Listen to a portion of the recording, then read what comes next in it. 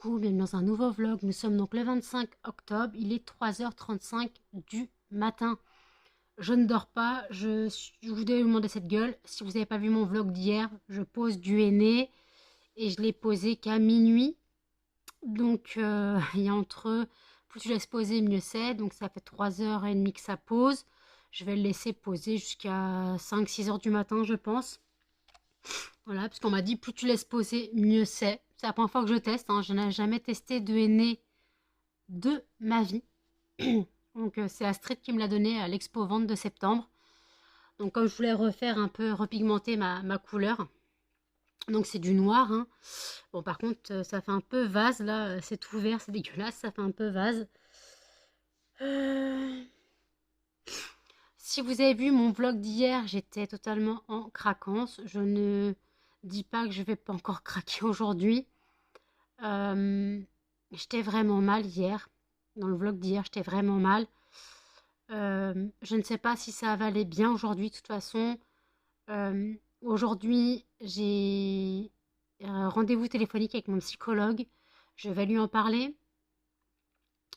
J'ai repris l'antidépresseur hier soir, après le vlog, après ma séquence où j'étais en larmes totales et que je disais qu'il fallait que je reprenne l'antidépresseur. Donc je l'ai repris hier, mais je vais faire un jour sur deux, le temps de voir ma psychiatre fin novembre.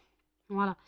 Et sinon, si je vois qu'un jour sur deux, ça ne fait pas d'effet, je retournerai chez mon médecin qui me prescrive, une boîte. Donc voilà. J'étais vraiment au plus mal. Je ne dis pas que ça va bien. Ça va... bof. J'ai arrêté de pleurer. J'ai pleuré énormément. J'ai énormément pleuré hier soir dans le vlog d'hier sans commentaire. Et après, j'ai dû couper le vlog parce que je me suis mise à pleurer, mais vraiment pleurer. J'ai pleuré pendant une bonne vingtaine, voire 25 minutes. Mais vraiment pleurer à chaudes larmes, hein. C'était pas des larmes de crocodile, c'était vraiment les larmes de craquage. En fait, je pense, tout le monde me dit, mais pourquoi? Pourquoi t'es dans cet état? Alors, quand t'as presque 18 ans de dépression, déjà, t'es plus fragile que d'autres. Et après, je pense que j'ai voulu être trop forte, trop longtemps et être là pour tout le monde, à m'en oublier que, en fait, j'ai craqué. C'est tout mes... J'ai pété un câble, tout...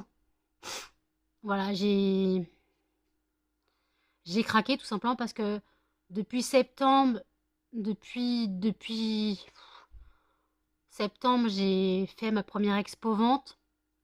Donc j'ai essayé d'être forte pour m'en sortir de ma dépression, de mon chez-moi. Vous savez que je suis agoraphobe en stade léger. Heureusement, c'est léger. Donc je peux sortir accompagnée ou si je vais chez mes parents. J'essaye d'y aller tôt le matin. Pas trop tôt non plus, mais j'essaye d'y aller tôt le matin chez mes parents pour... je sais pas, je préfère arriver tôt, voilà. Et puis voilà, donc c'est vrai que c'est compliqué pour moi de sortir. On m'a dit cette nuit, mais t'as qu'à t'éloigner de chez toi. Tu pars une journée ou un week-end, tu vas à 1 heure de chez toi. Alors déjà 1 heure de chez moi, ça reste l'Île-de-France, il y a rien à faire. Oui, il y a toujours Léon le Bouton, hein. L'Île-de-France, c'est pas terrible, hein, voilà. J'habite à côté de Versailles. 1 heure de route, je sais pas où je peux aller en fait. Et puis de toute façon, je ne prends pas les transports en commun. J'ai 3 chiens, je peux pas les emmener, je peux pas partir comme ça. De toute façon, je ne pars pas, j'ai pas le permis. Voilà, donc rien ne fait pour aider. Voilà, si j'avais le permis, je pourrais me casser.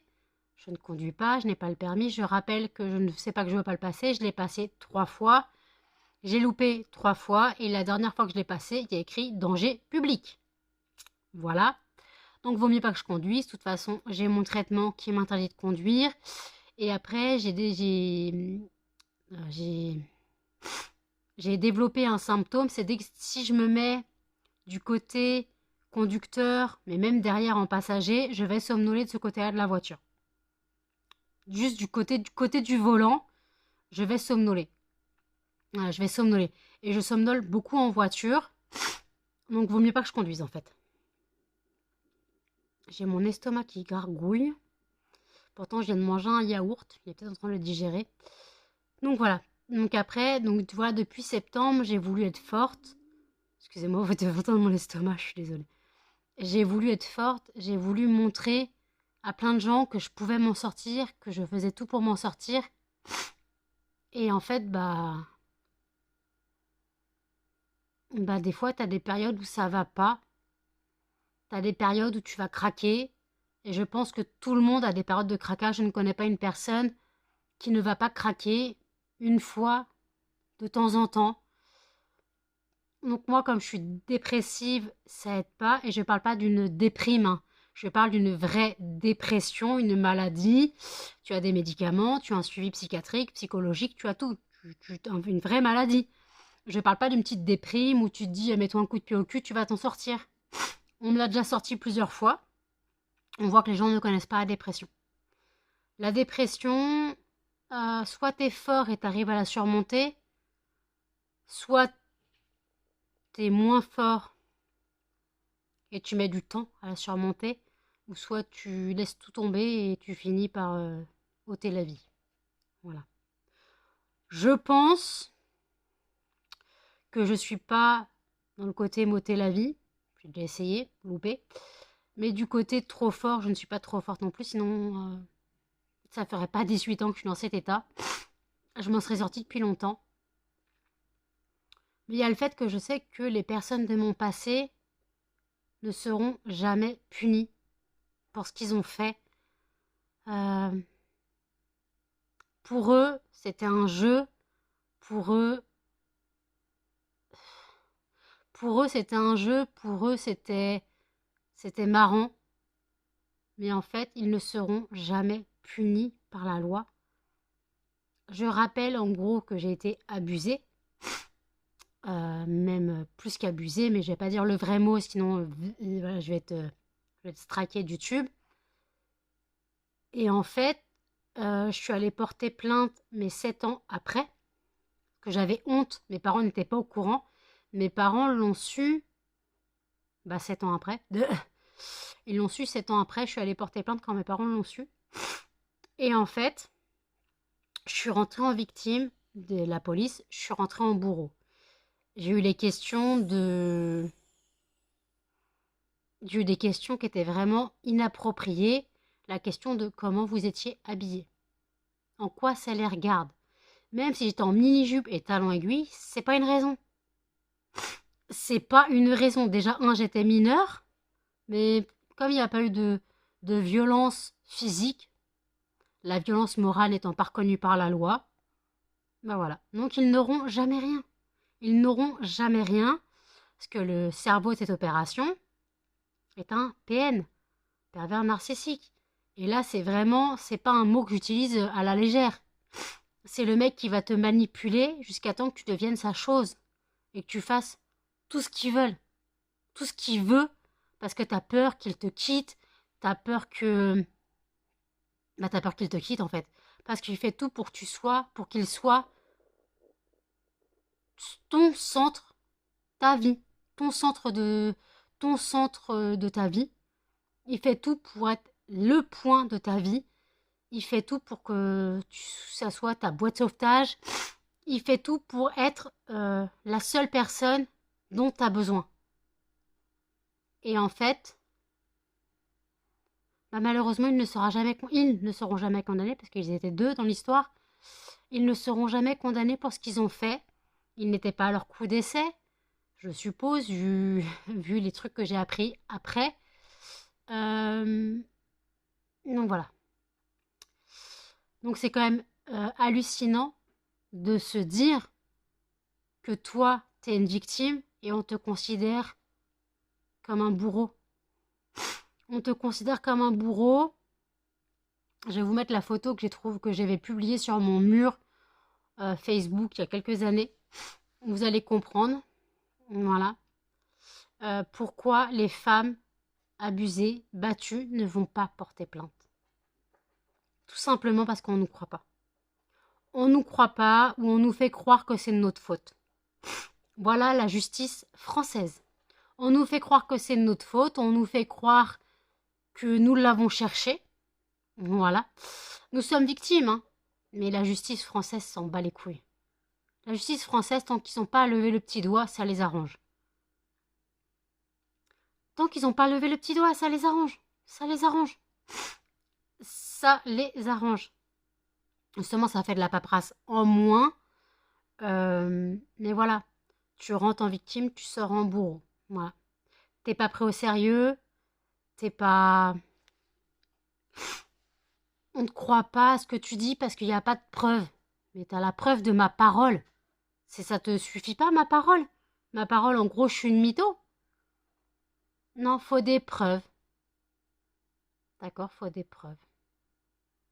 Et pourquoi les personnes concernées, eux, ils n'ont pas de preuves, mais ils disent moi j'ai rien fait, et on les croit parce que c'est des hommes, tout simplement. Et l'homme, comme la plupart des flics sont des hommes, ah bah ça se serre les coudes, hein. Malheureusement ça se serre les coudes. Et voilà. Voilà la justice française, voilà pourquoi les personnes, les femmes abusées, les femmes battues ne vont pas porter plainte. Pourquoi les femmes battues restent avec leurs conjoints parce qu'elles n'ont pas le courage d'aller porter plainte, parce qu'on ne les croit pas. On ne les croit pas. Quand il y a des femmes battues qui arrivent à l'hôpital avec l'homme qui dit « elle est tombée dans les escaliers », mais on va croire l'homme, on va pas, la femme, elle va pas. La femme, elle aura tellement peur qu'elle va dire « oui, oui ». Mais il n'y aura personne qui va lui poser la question de savoir si c'est vraiment vrai, cette histoire d'elle est tombée dans les escaliers. C'est souvent ça, hein. Elle est tombée dans l'escalier, elle s'est pris un coin de meuble, elle s'est pris un placard, parce qu'elle a un coquard comme ça. Voilà, c'est toujours la faute de la femme et on ne remet pas la parole de l'homme en cause. C'est un souci de la justice française, c'est un souci de la France, même je crois du monde entier. C'est un souci du monde entier en fait. La femme est considérée comme minime quand on voit qu'il y a encore des endroits où le mariage est forcé, ou que des gamines sont déjà mariées alors qu'elles ne sont pas nées. Elles sont mariées à des mecs de 30 ans, elles ont à peine 5 ans. Donc quand elles auront l'âge de se marier, le mec il en aura 60. Elles en auront 15 ans. Non, elles en auront... Ah, je me comprends quoi. Limite elles sont mariées à 15 ans. Le mec il en a 45, 50. Et on dit rien. On dit rien. On laisse se faire des trucs comme ça. On laisse faire des trucs comme ça. Quand tu vois qu'il y a des pays en Afrique, malheureusement, où l'excision existe encore. L'excision existe encore. Pour ceux qui ne savent pas ce que c'est l'excision, c'est quelque chose qui se fait à vif déjà.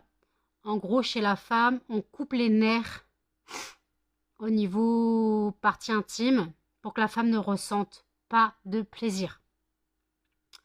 Pour que la femme ne ressente pas de plaisir, et en gros qu'elle n'aille pas voir ailleurs, et en gros qu'elle se laisse engrosser, voilà, c'est tout simplement ça. Elle est là pour faire des gosses et ne pas prendre de plaisir. Malheureusement, ça existe encore. Alors il y a des associations qui luttent contre ça.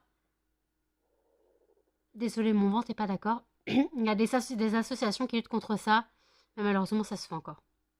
Ça se fait encore.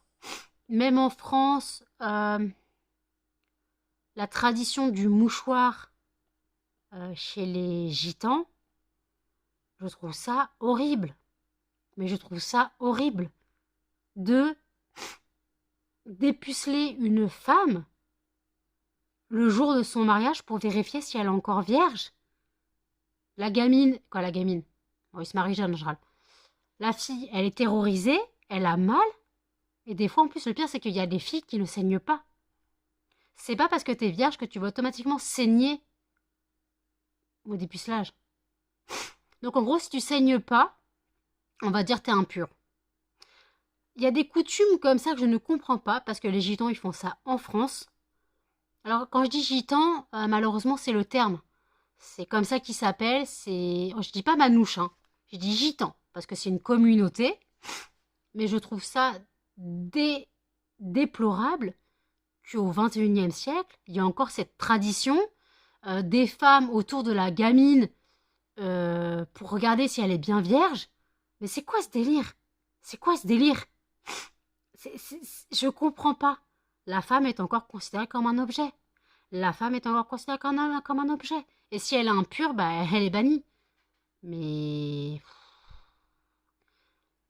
la femme n'a pas son mot à dire. La femme n'a pas son mot à dire.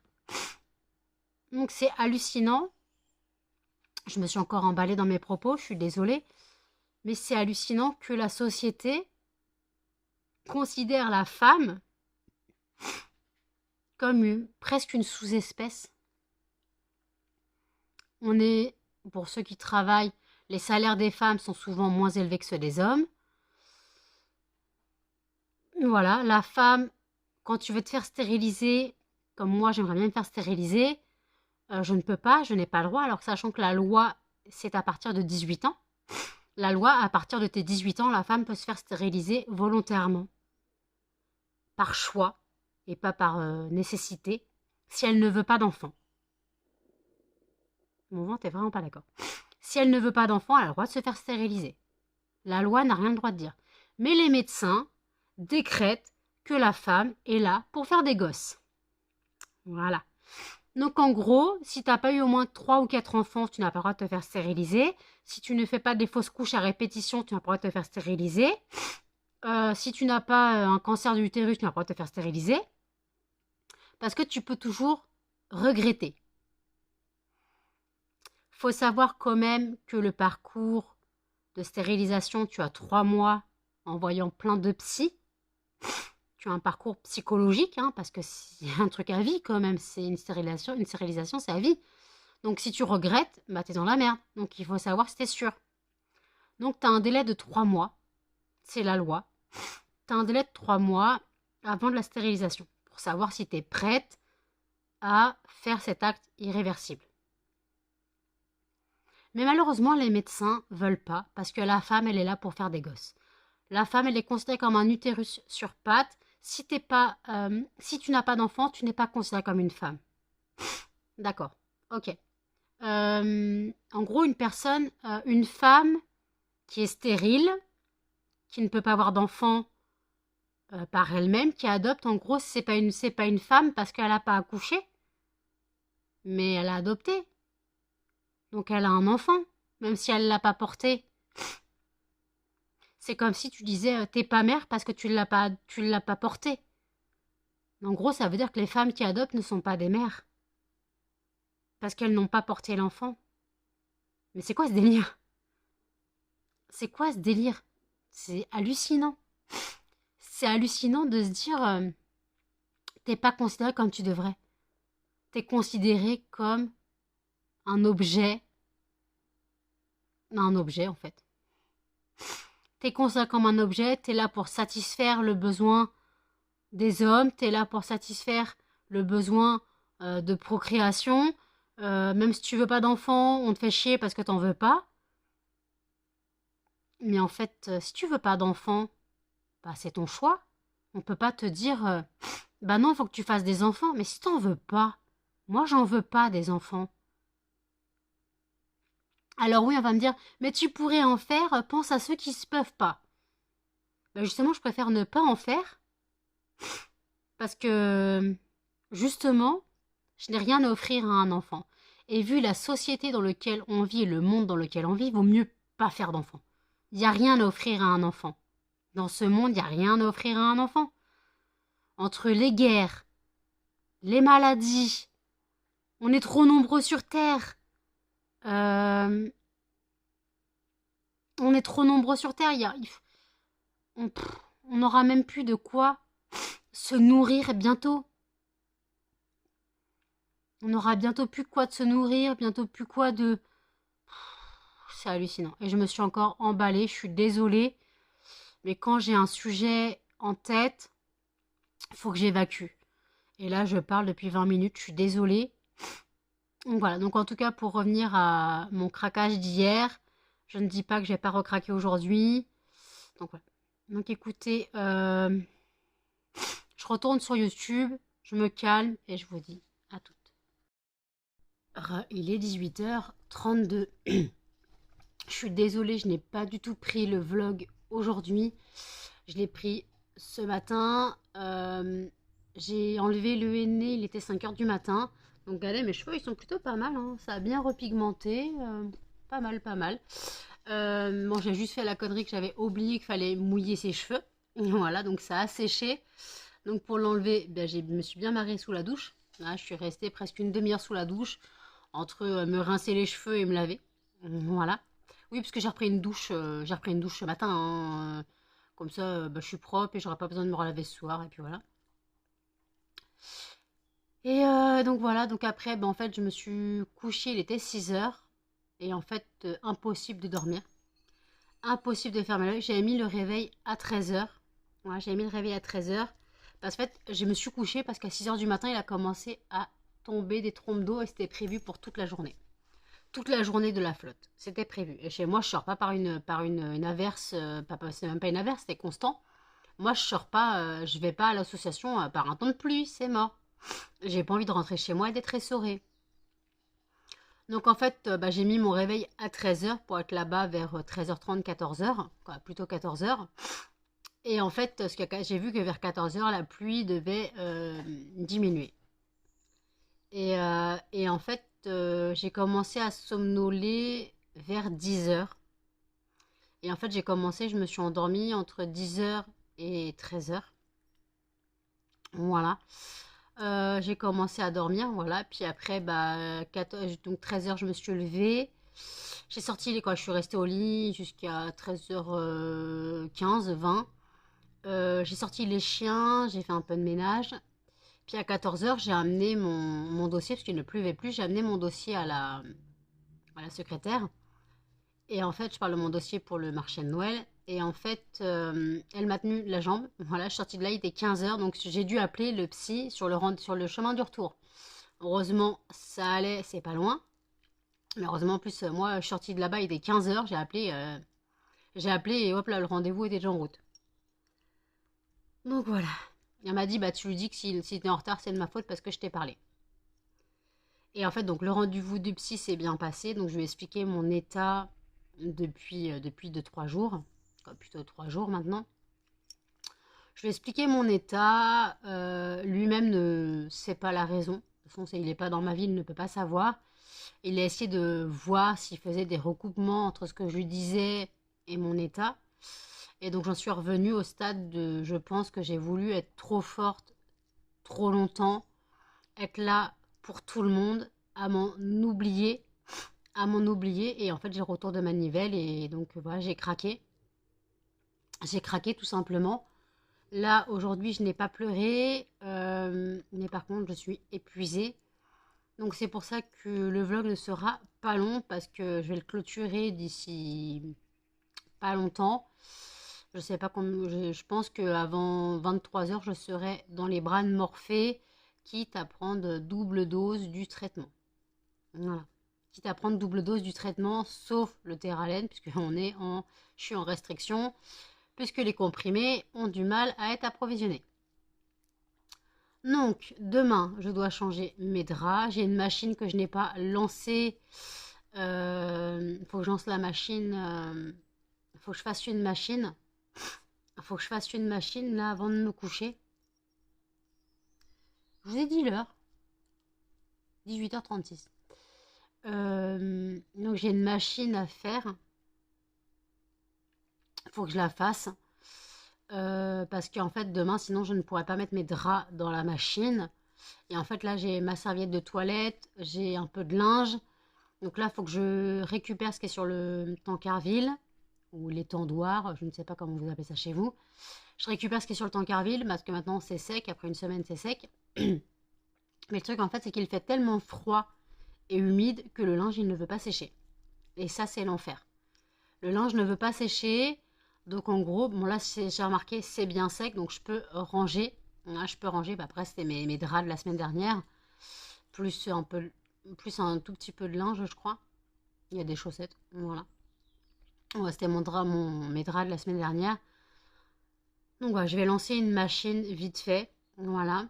Faut que je regarde les produits terminés, ce que j'ai dans mon sac, voir si je peux faire une vidéo ou non. Si je fais une vidéo, vous l'aurez sûrement dans la semaine, un soir à 18 h. Voilà. Bon, pas demain, ça c'est sûr, parce que je vais pas la tourner ce soir.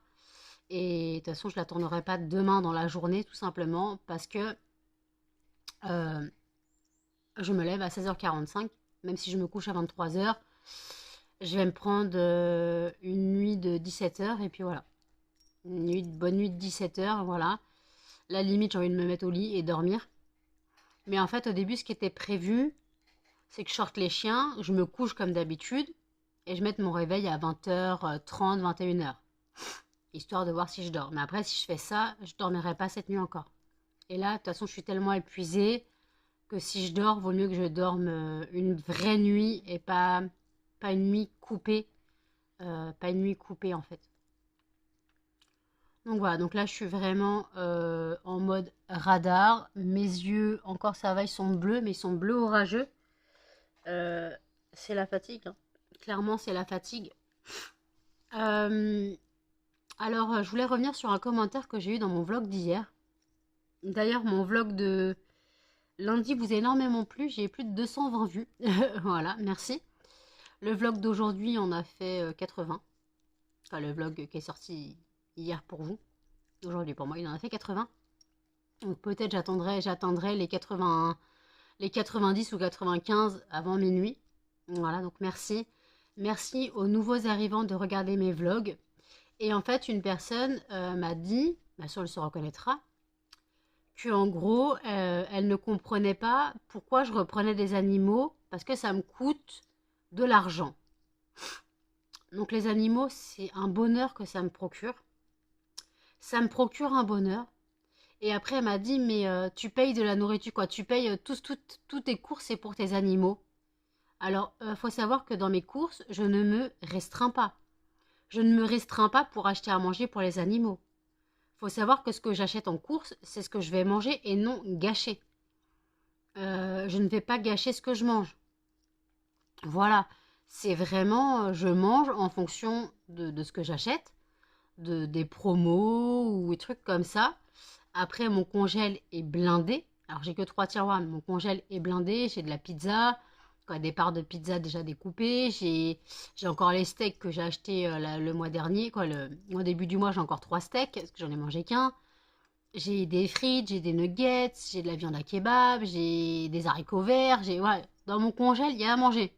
Il y a à manger dans mon congèle. Il ne faut pas croire que je me restreins sur les courses pour les animaux. Alors oui, mes courses, il n'y a pas grand-chose à manger, mais parce que je ne mange pas grand-chose. Et ce n'est pas parce que j'ai pas les moyens de me payer des courses et que je préfère nourrir mes animaux. Ça n'a rien à voir. Ça n'a strictement rien à voir. Là, ce soir, je vais finir mes raviolis, je pense. Et bah, demain, je sais pas, je me ferai une soupe à la courgette. La courgette, c'est des légumes des cochons d'Inde. Je me ferai une soupe à la courgette demain. J'adore ça. Je ferai une soupe à la courgette demain. J'essaierai d'en faire un assez gros saladier. Voilà, je mettrai peut-être 3 patates avant qu'elles soient mortes, parce que les patates, j'ai du mal à les manger. Je mettrai 3 patates, 5 courgettes, et je ferai un gros saladier, quitte à congeler de la soupe. Je ne me restreins pas sur la nourriture, en fait. Je mange à ma faim, mais ma faim n'est pas la même qu'une personne normale. Une personne normale, une boîte de... Quoi, une boîte normale, hein, une personne normale, elle va manger une demi-assiette de pâtes, un steak, des légumes, si tu fais des plats variés, si tu y arrives. Moi, si j'arrive à manger 2 fourchettes de pâtes, c'est un miracle. Là, je vais sûrement finir mes raviolis, où il va en rester 2 ou 3. S'il en reste 3, il y a 3 chiens, donc un chacun. S'il en reste 2, bah, je me forcerai un peu pour les finir. C'est juste que je ne veux pas qu'on pense que je me restreins sur la nourriture pour les animaux. C'est hors de question de penser ça. Alors oui, mes animaux, ça coûte de l'argent, mais il faut savoir que les rats, ça coûte beaucoup moins cher que les cochons d'Inde. Les rats, ça mange pas de légumes tous les jours. Ça mange des granulés, des mélanges de granulés qui coûtent que dalle. Sauf que moi, je prendrais en fournisseur spécifique. Je ne prendrais pas en grande surface. Je prendrais en fournisseur spécifique parce que dedans, c'est vraiment adapté aux rats. C'est vraiment adapté. Donc, tu peux prendre des mélanges pour juniors, pour adultes, pour seniors. Parce que c'est pas les mêmes besoins. Et en plus, il y a aussi le fait que après, je peux le faire moi-même. La ration pour les rats, je peux le faire moi-même, mais j'ai pas les bons dosages. Donc, je préfère prendre chez quelqu'un qui le fait lui-même en fait et qui est spécialisé là-dedans. Donc voilà. Et les rats, ça mange pas beaucoup. Hein. Quoi, ça mange pas beaucoup. Contrairement aux cochons d'Inde, ça boulotte pas. Euh, Si je prends 2 kilos, non, il faudrait plutôt que je prenne 4 kilos, mais si je prends 4 kilos, je sais plus ils font combien les paquets. Si je prends 4 kilos de granulés, de mélange déjà préparé par un fournisseur, euh, ça va me coûter, quoi? Peut-être 45 euros les 4 kilos.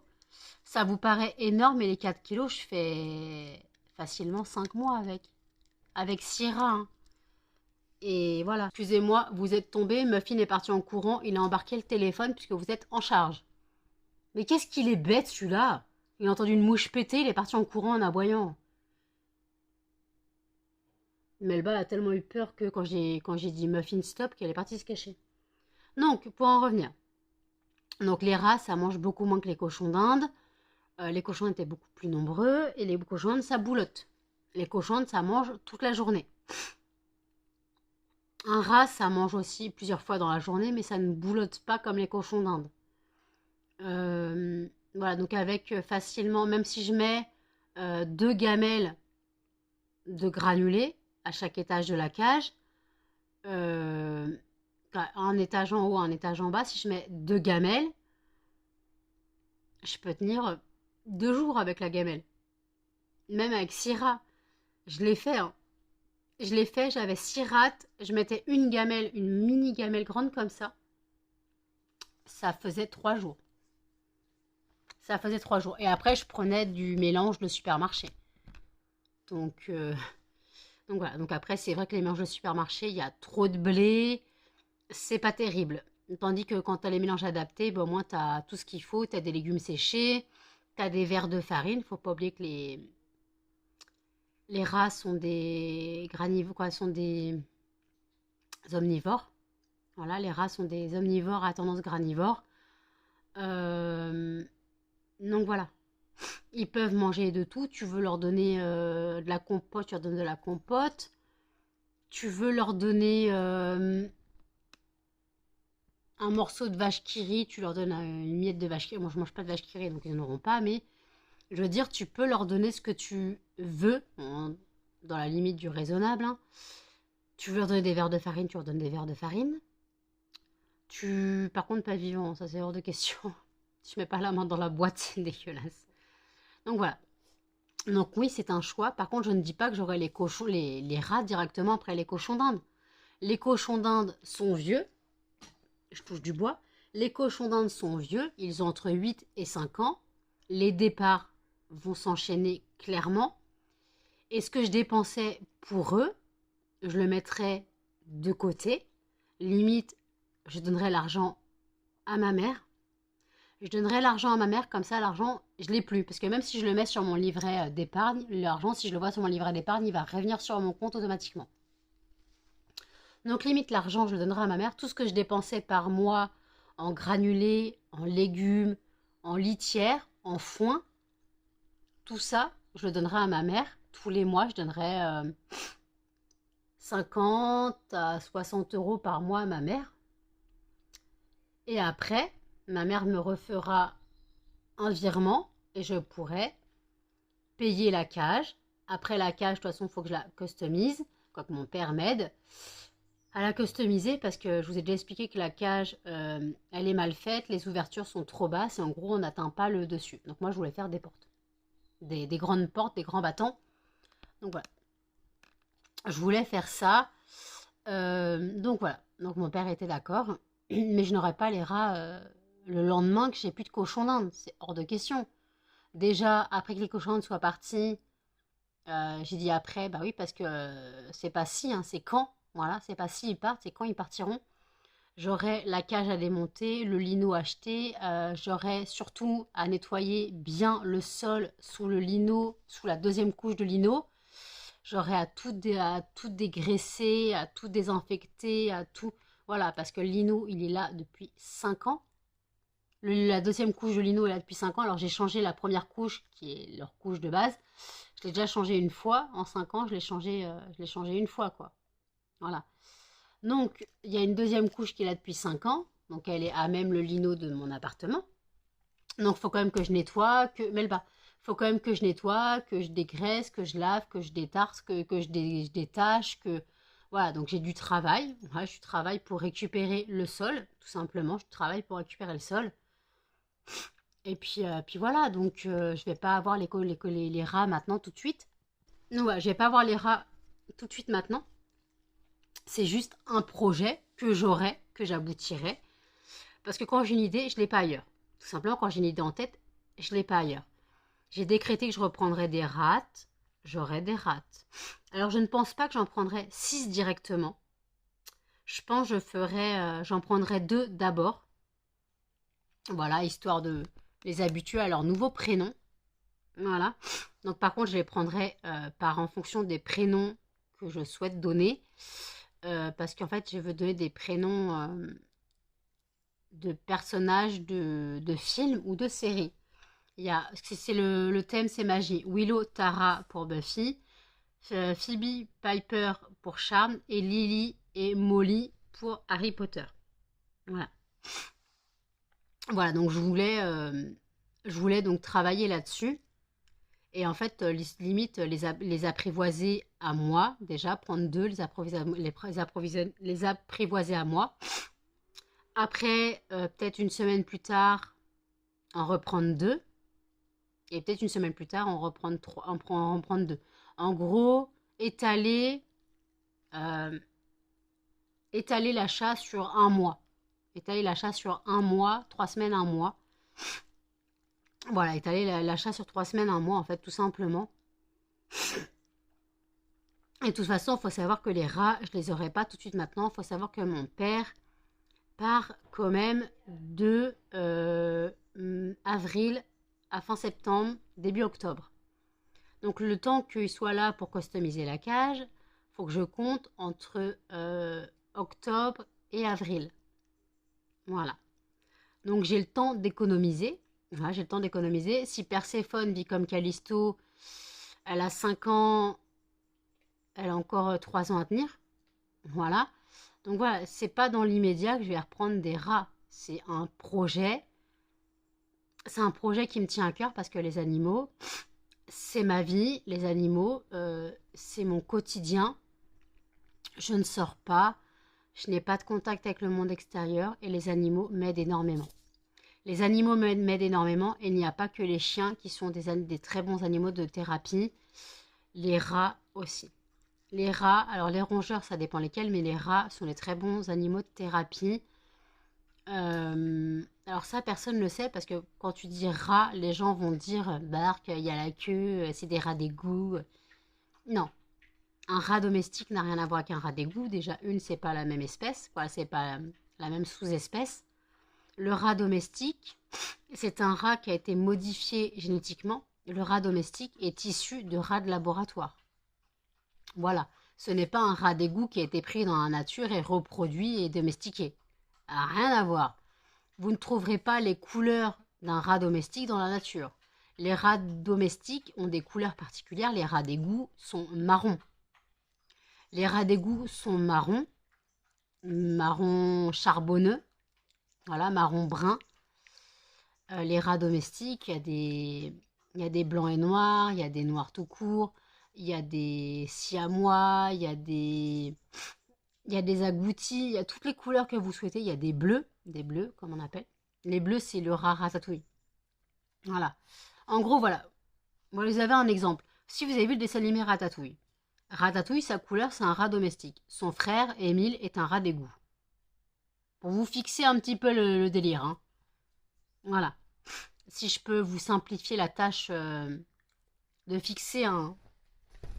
De fixer un peu un standing du rat. Donc voilà. Donc en fait, voilà. Donc là, c'est vraiment... voilà. Donc par contre, il faut savoir que je ne me prive pas pour mes animaux. Il est hors de question que je me prive pour mes animaux. J'ai un budget pour les animaux. J'ai un budget pour moi. Il est hors de question que je me prive. Les courses que je fais, alors oui, il y a beaucoup pour les animaux, mais en même temps, ce que je mange, ce que j'achète pour manger, bah, c'est ce que je mange dans le mois. C'est ce que je mange dans le mois, ni plus ni moins. Je ne vais pas faire des grosses courses avec plein de nourriture que je ne mangerai pas, sachant que j'ai de la manger dans mon congèle, j'ai des pâtes, j'ai du riz, j'ai de la semoule, j'ai du blé, j'ai voilà, des conserves, il n'y a pas de souci. Des conserves, non, tu sais, des conserves, j'ai des haricots verts, des petits pois carottes, voilà. Ça, il n'y a pas de souci. Il n'y a pas de souci. Mais en fait, faut penser que non, je ne me prive pas. Alors oui, je veux des animaux, oui, c'est un budget, mais le budget, il est compté depuis... Ça fait combien d'années que j'ai des animaux?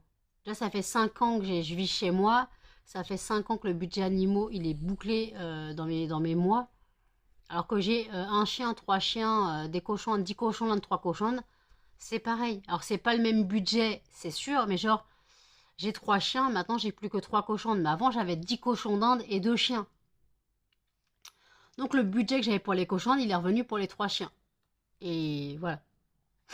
Donc parce qu'il faut savoir que quand j'avais les 10 cochons d'Inde, les courses, j'avais pour 50 à 60 euros de légumes par mois.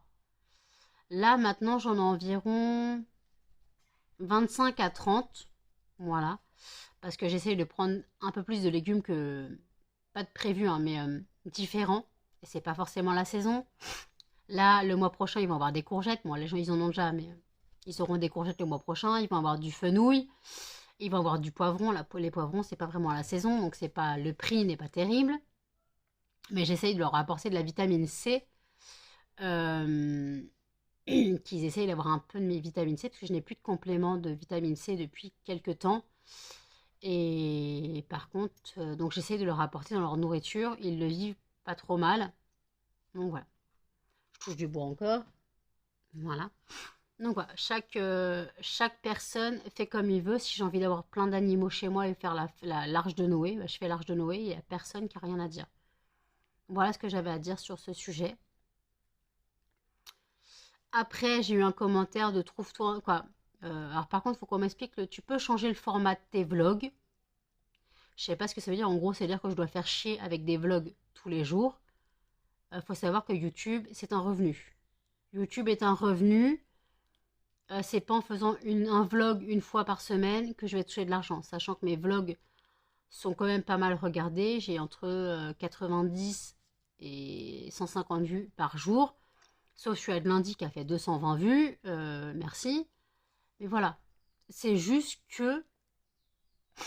faut qu'on m'explique ça veut dire quoi changer le format de tes vlogs. Si t'aimes pas mes vlogs, bah les regarde pas. Désolée. Si ça te fait chier de me regarder tous les jours, je demande à personne de regarder mes vlogs tous les jours. Et après, elle m'a dit, tu devrais te trouver un travail genre 15 heures semaine. Mais un travail, j'en ai déjà un. J'ai déjà un travail. Et après, j'ai répondu que j'ai interdiction au monde du travail. J'ai interdiction au monde du travail, en fait. Parce que je suis instable. Parce que je suis du genre, déjà, je ne sors pas, donc je ne peux pas trouver de travail. Il n'y a pas de travail dans ma ville. Et il y a aussi le fait que, en fait, si je travaille, là, si je pouvais travailler, je ne serais pas dans cet état. Et en fait, travailler 15 heures par semaine, où ça, déjà? Où ça dans ma ville? Il n'y a rien dans ma ville, il n'y a pas de magasin, il n'y a rien. Je voulais travailler à la bibliothèque, mais la bibliothèque, c'est une bibliothèque municipale. Ils mettent tous les gens qui sont en fin de carrière là-bas. Si tu n'as pas de diplôme, déjà, tu ne rentres pas en bibliothécaire. Voilà. Je n'ai pas les diplômes adaptés pour ce que j'aimerais faire. Donc j'ai déjà un travail. Ouais, j'ai déjà un travail, hein. Je paye des cotisations, je paye l'URSSAF. C'est un travail, je suis déclarée, c'est pas au black. Voilà. Et en plus, quand tu sais que je ne sors pas parce que je suis agoraphobe, comment tu veux que je trouve un travail comme ça? Ça veut dire, trouve un travail chez moi, ça veut dire, prends les transports en commun, aller dans les villes d'à côté. C'est tout simplement pas possible. Et puis après, ça veut dire partir de chez moi avec les chiens qui hurlent à la mort toute la journée. Voilà. Faut penser à ça. Mes chiens ne sont pas habitués à être seuls. Mes chiens ne sont pas habitués à être seuls.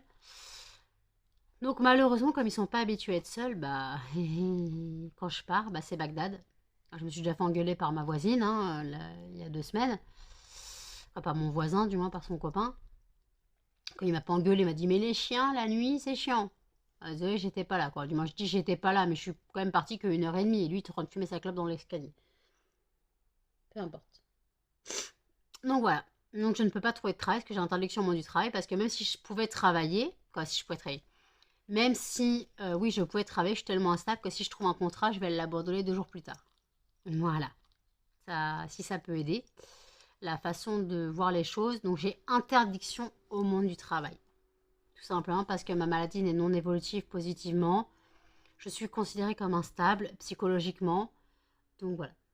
Je suis considérée comme instable psychologiquement. Donc voilà. J'ai interdiction au monde du travail. C'est pour ça que j'ai finalement ouvert mon entreprise. Même si je n'en vis pas. Même si je n'en vis pas, bah, je fais comme je peux. Je fais comme je peux. Mais les gens qui me disent trouve un travail, ça me fait marrer. Mais si tu regardais mes vlogs tous les jours, tu saurais que je ne suis pas capable de travailler. Je ne suis pas capable. Alors je suis capable de travailler chez moi parce que c'est chez moi. Mais en fait, je ne peux pas sortir de chez moi. Sortir de chez moi seule, c'est impossible. Donc c'est pas moi qui vais aller prendre les transports en commun pour aller trouver un travail ailleurs. C'est pas possible. Tout simplement pas possible. Mais ça, les gens, ils ont du mal à le comprendre. Les gens, ils ont du mal à le comprendre parce qu'en gros, je parais pas malade. Je parais pas spécialement malade. Mais les gens, en fait, ils ont du mal à comprendre que l'agoraphobie, c'est pas un truc que tu soignes par une baguette magique, en fait. Tu soignes pas l'agoraphobie par une baguette magique. Tu subis les conséquences, tu subis tout ça. Et puis voilà. Donc écoutez, je me suis encore emballée, je suis désolée.